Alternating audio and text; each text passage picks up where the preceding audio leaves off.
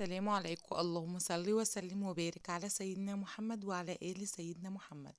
تعالى نعمل مع بعض صينية فراخ تحفة جدا بخلطة. بجد هتطلع لك الفراخ رهيبة. بصوا اللون عامل ازاي، تحفة جدا لسه طالعة من الفرن. يعني فرختين كده بطريقة حلوة وبتتبيلة حلوة جدا. لو عندك ضيوف أو عندك عزومة هتعمليها بكل سهولة. تعال نسموا الله ولايك وشير وسبسكرايب للقناة ونبدأ ونشوف مع بعض. معايا هنا بصلتين حلوين وأربع طماطمات وجزراية وقرنين فلفل ومعلقتين صلصة، ملح وفلفل بابريكا، معلقة كركم، ورق لوري، تمام، وكزبرة ناشفة. حطيتش حاجة تانية.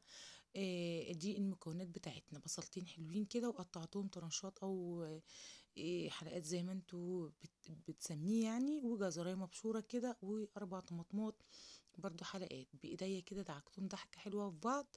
تمام كده. ومعايا الفراخ غسلاها ونقعاها ومظبطاها جدا ومخليها زي الفل معانا زي ما انتوا شايفين.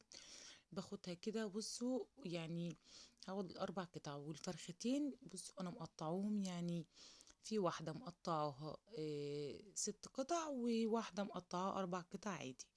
تمام.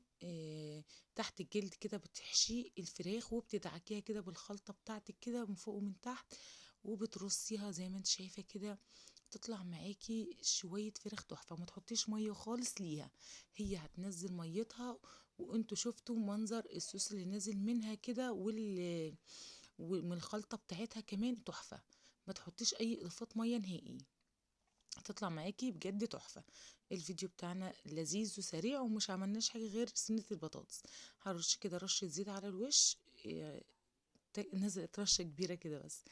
تمام كده، وهدخلها الفرن ونشوفها بقى بعد ما تطلع.